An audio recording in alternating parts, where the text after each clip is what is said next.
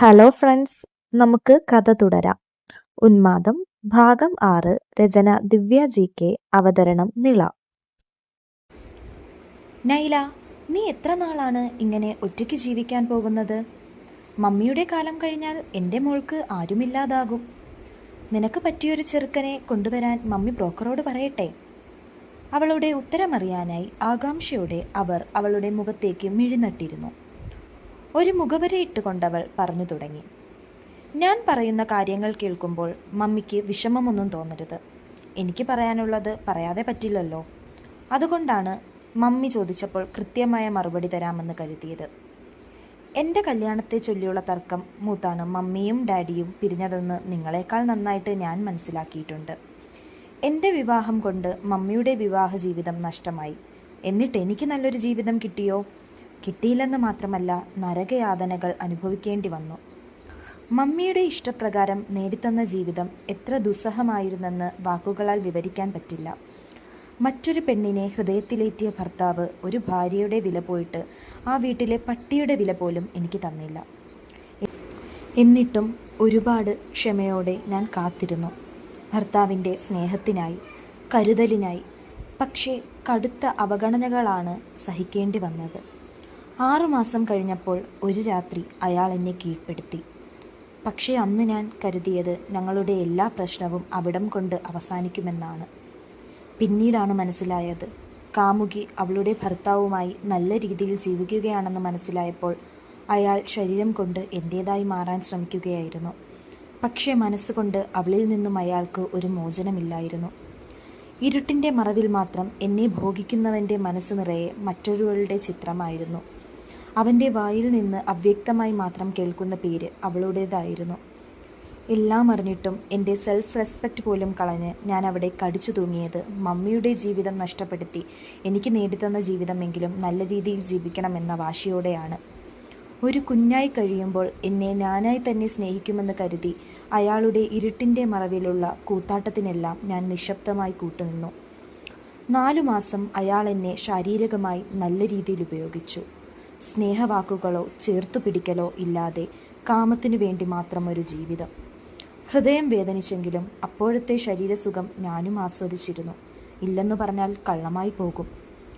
4 മാസങ്ങൾക്ക് ശേഷം അയാൾ രാത്രികളിൽ പോലും മുറിയിൽ വരാതായി.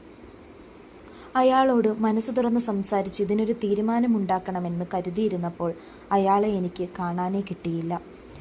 കല്യാണം കഴിഞ്ഞ് 1 വർഷം തികയുന്നതിന് 2 ദിവസം മുന്നേ ഒരു പകൽ അയാൾ മുറിയിൽ കയറി വന്നു. എന്നിട്ട് അയാൾ പറഞ്ഞ വാക്കുകൾ ഇന്നും മറക്കാതെ എൻ്റെ ഹൃദയത്തിലുണ്ട്. അയാൾക്കൊരിക്കലും എന്നെ സ്നേഹിക്കാൻ കഴിയില്ലെന്ന്, എൻ്റെ കൂടെ ജീവിക്കാൻ കഴിയില്ലെന്ന്. അയാളുടെ കാമുകി കല്യാണം കഴിഞ്ഞിട്ടും ഭർത്താവിനെ സ്വീകരിക്കാൻ കഴിയാതെ അയാൾക്ക് വേണ്ടി കാത്തിരിക്കുന്ന കാര്യം അറിയാൻ കഴിഞ്ഞത് 2 മാസം മുൻപാണ് പോലും. പിന്നെ അതുവരെയുള്ള എല്ലാ കാര്യങ്ങളും അയാൾ തുറന്നു പറഞ്ഞു. അവളുടെയും ഭർത്താവിൻ്റെയും സന്തോഷത്തോടെയുള്ള ഫോട്ടോകൾ മരണക്കിടക്കയിൽ കിടക്കുന്ന അയാളുടെ അമ്മയ്ക്ക് വേണ്ടിയുള്ള അഡ്ജസ്റ്റ്മെൻറ്റുകൾ മാത്രമായിരുന്നു. മകൻ്റെ സന്തോഷത്തോടെയുള്ള ജീവിതം കണ്ടു മരിക്കാൻ ആഗ്രഹിച്ച അമ്മയ്ക്ക് അത് നൽകാൻ വേണ്ടി അവളുടെ കാല് പിടിച്ച് അയാൾ നേടിയെടുത്ത നല്ല നിമിഷങ്ങൾ മാത്രമായിരുന്നു അതെല്ലാം.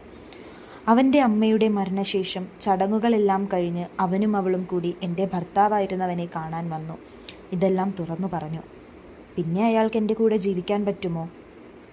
1 വർഷത്തെ ദാമ്പത്യം ഉപേക്ഷിച്ച് ഞാൻ അവിടെ നിന്നിറങ്ങി വന്നപ്പോൾ ഒരു കാര്യം മനസ്സിലുറപ്പിച്ചിരുന്നു, ഇനിയൊരു വിവാഹമില്ലെന്ന്. അല്ലെങ്കിൽ അതെൻ്റെ ഹൃദയത്തിലിടം നേടിയ ഒരാളായിരിക്കണമെന്ന്. ഇതുവരെ അങ്ങനെ ആരെയും കണ്ടുപിടിക്കാൻ എനിക്ക് കഴിഞ്ഞിട്ടില്ല. ഇനിയും ഒരു ഭാഗ്യപരീക്ഷണത്തിലൂടെ എൻ്റെ ജീവിതം നശിപ്പിക്കാൻ ഞാൻ തയ്യാറല്ല. 41ാമത്തെ വയസ്സിൽ ഭർത്താവ് ഉപേക്ഷിച്ചിട്ടും ഇത്രയും സുന്ദരിയായ മമ്മി മറ്റൊരു വിവാഹം കഴിക്കാതെ സന്തോഷത്തോടെ ജീവിക്കുന്നില്ലേ? പിന്നെ എന്തിനാണ് എൻ്റെ സന്തോഷം തല്ലിക്കെടുത്താൻ നോക്കുന്നത്?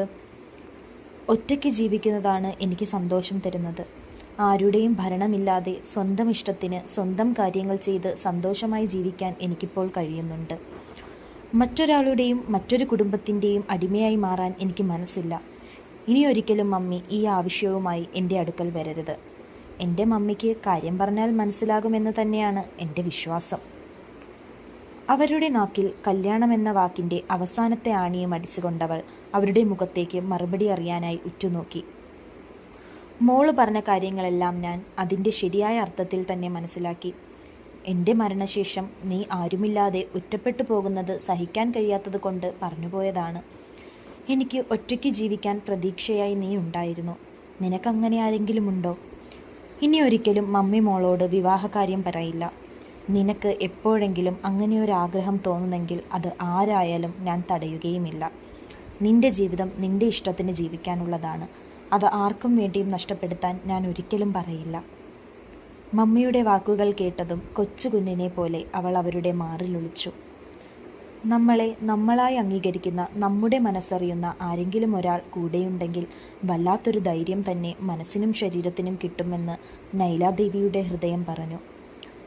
നൈലയുടെ തലയിൽ തഴുകിയവർ ചോദിച്ചു, ഇത്രയൊക്കെ വേദനകൾ സഹിച്ചിട്ടും മോളെന്താണ് എന്നോടൊന്നും പറയാതെ ഇരുന്നത്?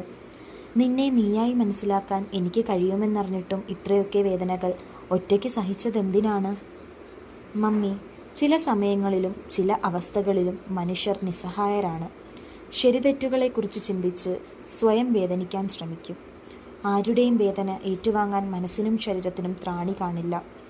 എൻ്റെ വിവാഹത്തോടു കൂടി ഞാനും ആ ഒരു അവസ്ഥയിലായിരുന്നു. ഇപ്പോഴത്തെ എനിക്ക് ഒരുപാട് മാറ്റങ്ങൾ വന്നിട്ടുണ്ട്. ഞാനിപ്പോൾ വല്ലാത്ത സ്വാർത്ഥയാണ്. കഴിഞ്ഞതൊക്കെ കഴിഞ്ഞില്ലേ, മോളതൊന്നും ഓർക്കണ്ട, ഉറങ്ങിക്കോ. എൻ്റെ മോൾക്ക് മമ്മിയുണ്ട്. നീ ഇത്രയും സമയം എവിടെയായിരുന്നു? ബൈക്ക് പോർച്ചിലേക്ക് ഒതുക്കി അകത്തേക്ക് കയറുന്ന ആദത്തിനെ തടഞ്ഞു നിർത്തി അമ്മച്ചി കലിപ്പോടെ ചോദിച്ചു. ഇന്ന് ലോഡ് വന്നായിരുന്നു അമ്മച്ചി, അതിൻ്റെ പുറകെയായിരുന്നു, അതാണ് വരാൻ താമസിച്ചത്. നീ എന്തിനാ റോസി കാര്യമറിയാതെ അവൻ്റെ നേരെ ദേഷ്യപ്പെടുന്നത്? അമ്മച്ചിയെ വഴക്കു പറഞ്ഞുകൊണ്ട് അപ്പച്ചൻ സ്നേഹത്തോടെ ആദത്തിനോട് ചോദിച്ചു. മോനെന്താണ് ഫോൺ വിളിച്ചിട്ടെടുക്കാനത്? ലോഡിൻ്റെ കണക്ക് നോക്കുന്നതിനിടയിൽ ഞാൻ എൻ്റെ ഫോൺ ശ്രദ്ധിച്ചില്ലായിരുന്നു. എന്തെങ്കിലും അത്യാവശ്യമുണ്ടായിരുന്നെങ്കിൽ കടയിലെ ഫോണിൽ വിളിച്ചുകൂടായിരുന്നോ? ചെരിപ്പൂരിയിട്ട് അകത്തേക്ക് കയറുന്നതിനിടയിൽ ആദം പറഞ്ഞു. ഇപ്പോൾ ഇങ്ങനെയൊക്കെ ചോദിക്കാനുള്ള കാര്യമെന്താണ്? ആലിക്കുഞ്ഞ് വന്നപ്പോൾ തലവേദനയാണെന്ന് പറഞ്ഞ് മുറിയിൽ കയറി കതകടിച്ചതാണ്. ഇതുവരെ തുറന്നിട്ടില്ല. ആഹാരം കഴിക്കാൻ വിളിച്ചിട്ട് വന്നതുമില്ല. വിശപ്പില്ലെന്ന് വിളിച്ചു പറഞ്ഞ് എന്നിട്ടും അവൾ കതക് തുറന്നിട്ടില്ല. അവളുടെ സ്വരം കേട്ടിട്ട് കരഞ്ഞതുപോലെ തോന്നുന്നുണ്ട്. അതുകൊണ്ടാണ് വെപ്പാളം പിടിച്ച് നിന്നെ വിളിച്ചത്. അപ്പച്ചൻ്റെ വാക്ക് കേട്ടതും അവൻ്റെ നെഞ്ചു പിടച്ചെങ്കിലും ലാഘവത്തോടെ പറഞ്ഞു. ഞാനുമായി ഒരു ചെറിയ പിണക്കമുണ്ട്, അതുകൊണ്ടാണ് അവൾ അങ്ങനെ കാണിച്ചത്. നിങ്ങൾ രണ്ടുപേരും ധൈര്യമായി പോയി കിടന്നുറങ്ങാൻ നോക്ക്. നാളെ രാവിലെ നല്ല മിടുക്കിയായി അപ്പച്ചൻ്റെ അമ്മച്ചിയുടെയും ആലിക്കുഞ്ഞിയെ ഞാൻ കയ്യിൽ തരാം. നിനക്ക് കുഞ്ഞിനെ പിണക്കുന്നത് ഇത്തിരി കൂടുതലായിട്ട് വരികയാണ്. നല്ല അടി തരികയാണ് വേണ്ടത്. കപട ദേഷ്യത്തോടെ പറഞ്ഞുകൊണ്ട് അമ്മച്ചി അവൻ്റെ തോളിൽ ചെറുതായി തല്ലിയിട്ട് അപ്പച്ചൻ്റെ കൂടെ മുറിയിലേക്ക് പോയി. അവർ മുറിയിൽ കയറി കതകടച്ചതിനു ശേഷം അവൻ സ്വന്തം മുറിയുടെ വാതിലിൽ തട്ടി വെപ്രാളത്തോടെ വിളിച്ചു. ആലി, എൻ്റെ ആലി, എന്നെ ടെൻഷൻ അടുപ്പിക്കാതെ ഒന്ന് പെട്ടെന്ന് വാതിൽ തുറക്കടി. ആദത്തിൻ്റെ സ്വരം കേട്ടതും അടുത്ത് കിടന്ന തോർത്തെടുത്ത് മൂക്കും മുഖവും തുടച്ച് അലമാരയിലെ കണ്ണാടിയിൽ തൻ്റെ മുഖം ഒന്ന് നോക്കിയിട്ട് വാതിൽ തുറക്കാനായി അവൾ മുന്നോട്ട് നടന്നു. കാത്തിരിക്കൂ, കാത്തിരിക്കണം. കഥ ഇനിയും തുടരും.